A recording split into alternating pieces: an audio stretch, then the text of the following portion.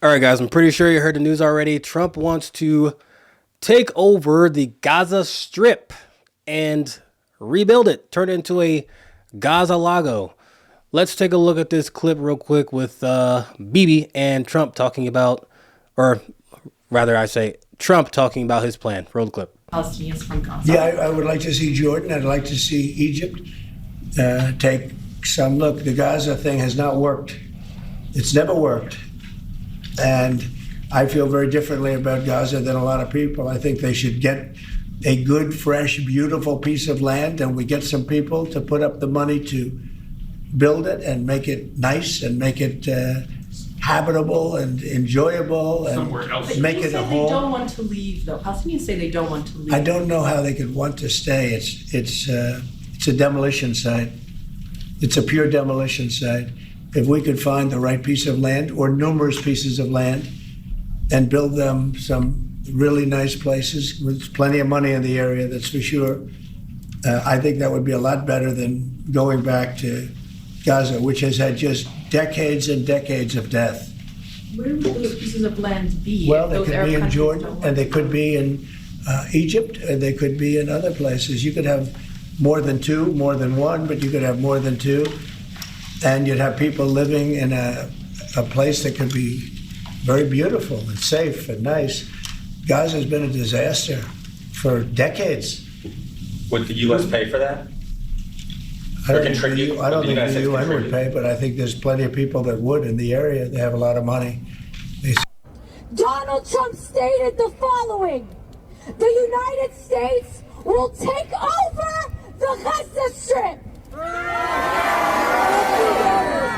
Let's make one thing loud and clear to Donald Trump, to Netanyahu, and to the Zionist entity: Gaza is not for sale. Palestine is not for sale.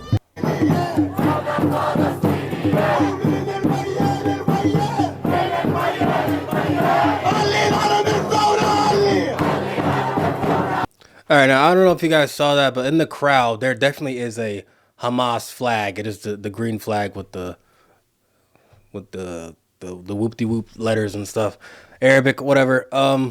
But the protesters who are protesting, these pro Hamas protesters, pro Palestine protesters, whatever you want to call them, they don't have a solution for Gaza. They have no solution. They just want the war to stop, and that pretty much seems like that's it. I mean, Trump seems like the only one who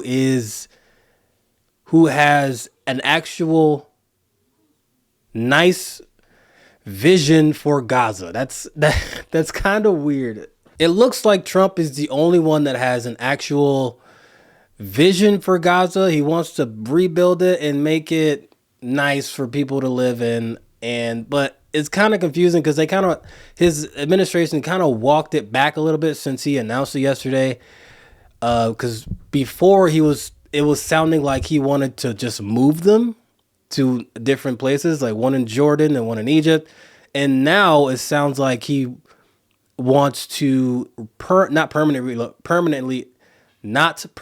relocate them, but he wants to temporarily relocate them so they can rebuild in Gaza. I don't believe he wants to use taxpayer dollars to do this, although he will be, maybe if necessary, sending U.S. troops, which means in some way we will be paying for it, kinda, because our troops will be there and they get paid and all that stuff, all that jazz.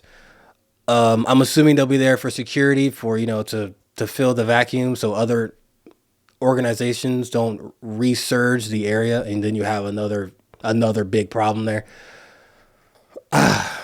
But it doesn't look like there are many countries in the Middle East that are in support of his idea, although he did say that there were some big players in the area that have a lot of money that may support the idea. I have yet to see any countries that came out saying that they support it. I saw Saudi, they weren't for it. Who else? I think Egypt wasn't for. it seems like everybody is for the two-state solution. And to be honest, how long have they been fighting? Since like the 40s? I don't think the two-state solution is going to happen. Either it might not be a popular thing to say, but the two-state solution is probably never going to happen because Hamas in Palestine want to destroy Israel, and Israel wants their land. And a two-state solution, I don't think that will help anything because their missions are still the same. Israel is a more powerful country, obviously, than Palestine, which is not really a country, but a strip of land, I guess. I'm not sure on that verbiage, but it seems to me that it is inevitable that the Jews, that the Israelis will get the land. It's not a matter of if, it is a matter of when they will get the land, because they really, really, really want the land for themselves. And I think having a two-state solution would not make a difference. Israel probably still will try to take the land no matter what. And they will always be fighting because it'll never get solved that way. It seems like a lot of countries in the Middle East have sympathy for the Palestinians in Gaza, but it doesn't seem like they want to help based on the statements I've seen anyway. But somebody may be willing to help pay for, support this whole operation of rebuilding Gaza and making it nice and beautiful and habitable. Because right now, as it stands, it's a parking lot. There's nothing there. It's not habitable. So these people out here protesting against this, acting like they have some kind of a moral ground in this, like, but what do you want us to do? Do you want us to just leave it like that? You want to just leave the rubble and just let them live in the rubble? Like, if you're actually pro Gaza, why don't you? It would make sense to me that you would probably support that because it's rebuilding. It's rebuilding so people can live there. Why are you? What are you protesting against? You want them to go live in the dirt? Like, this is stupid. You literally have no plan. Anyway, you guys are just here to disrupt shit. You have no plan. No plan whatsoever. But Trump seems to have a plan, and man, this is just it's a crazy plan. Honestly, it's a crazy plan. Knowing Trump, he might.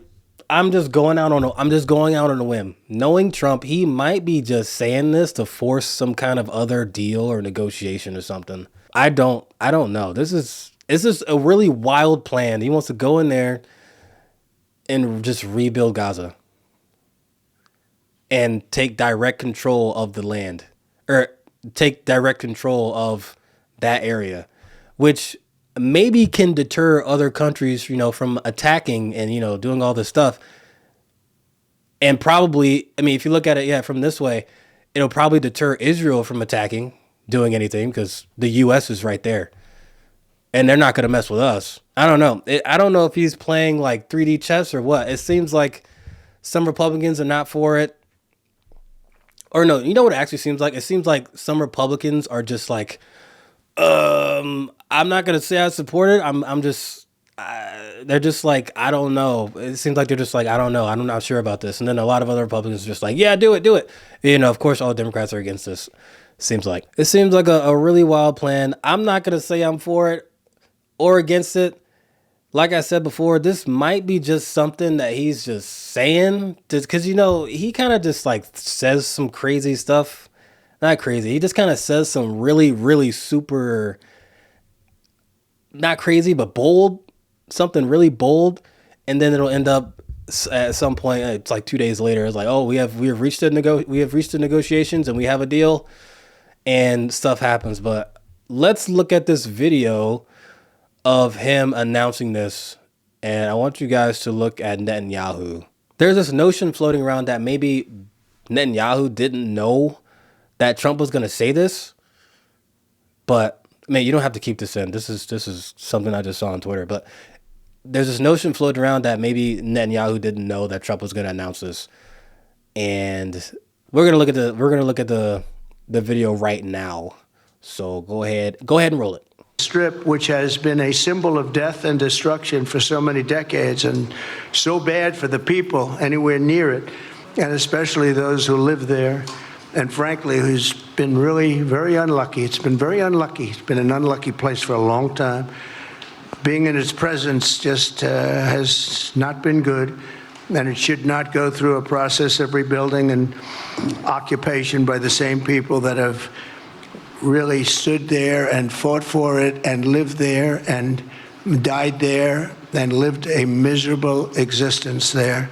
Instead, we should go to other countries of interest with humanitarian hearts, and there are many of them that want to do this, and build various domains that will ultimately be occupied by the 1.8 million Palestinians living in Gaza, ending the death and destruction and, frankly, bad luck. This is they have no alternative. It's right now a demolition site. This is just a demolition site. Virtually every building is down. They're living under fallen concrete that's very dangerous and very precarious. They instead can occupy all of a beautiful area with homes and safety, and they can live out their lives in peace and harmony instead of having to go back and do it again. The U.S. will take over the Gaza Strip, and we will do a job with it, too. We'll own it and be responsible for dismantling all of the dangerous unexploded bombs and other weapons on the site, level the site and get rid of the destroyed buildings, level it out, create an economic development that will supply unlimited numbers of jobs and housing for the people of the area. Do a real job, do something different. Just can't go back. If you go back, it's going to end up the same way it has for 100 years. I'm hopeful that this ceasefire could be the beginning of a larger and more enduring peace that will end the bloodshed and killing once and for all. With the same goal in mind, my administration has been moving quickly to restore trust in the alliance and rebuild American strength throughout the region. And we've really done that. We're a respected nation again.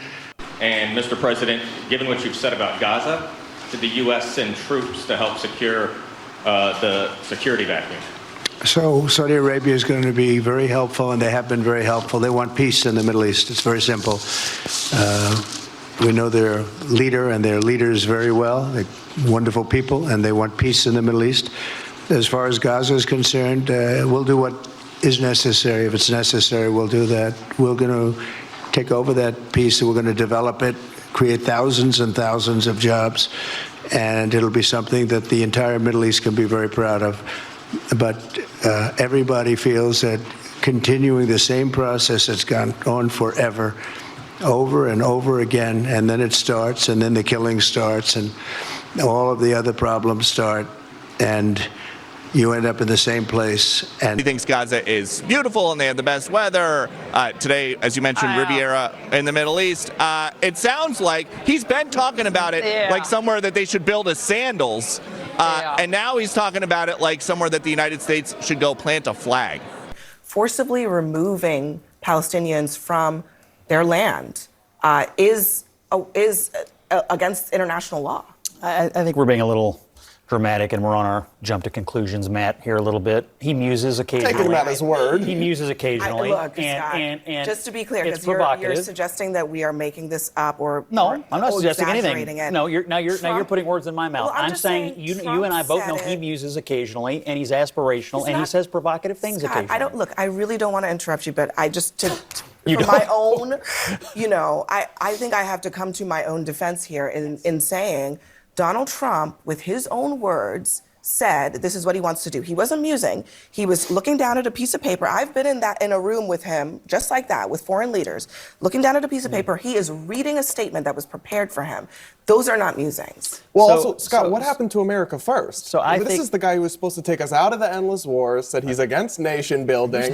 He railed against I know. Playing the role of Catherine tonight. Fred. I do want Scott. Are you for the ethnic cleansing or against it? Look, I don't know that I agree with the terminology you're using. Here's what I think. It's provocative.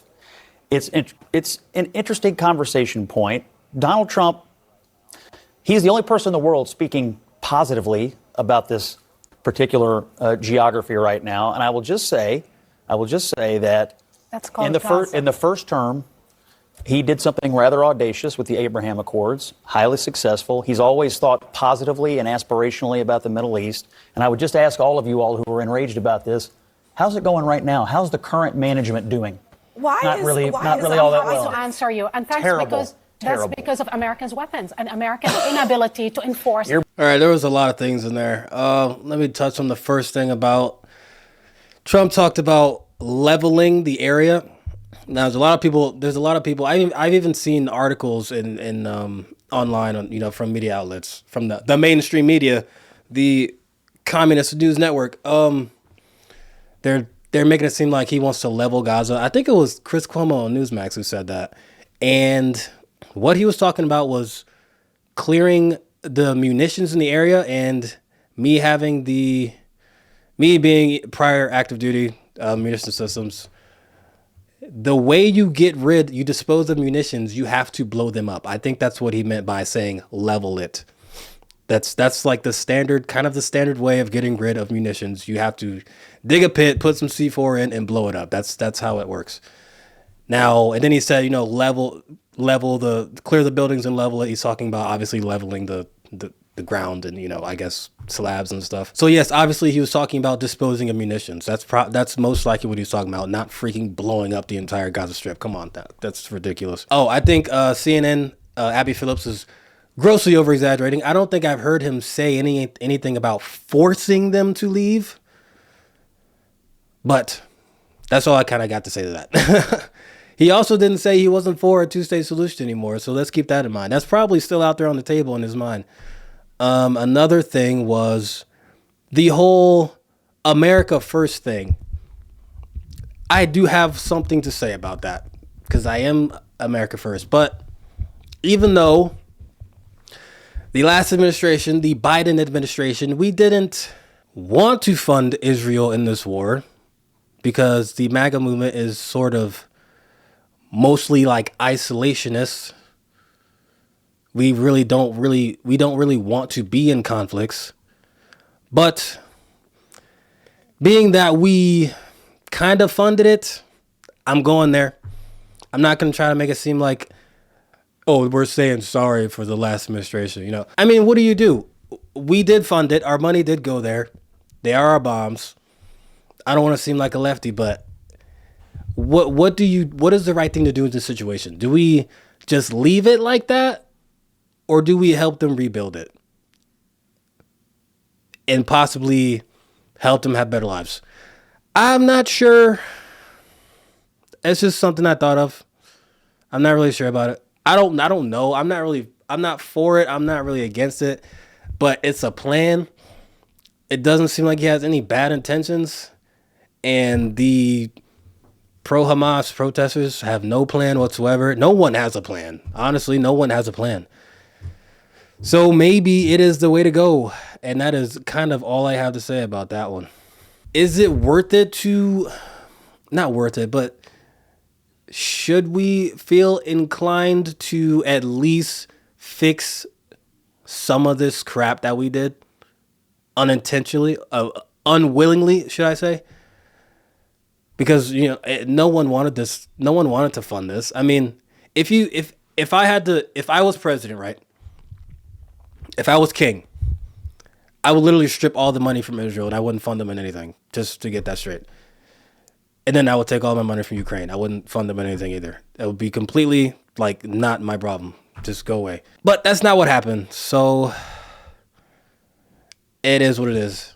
That's kind of all I have to say about that. Let me know what you guys think in the comments below, and I'll see you later. Peace.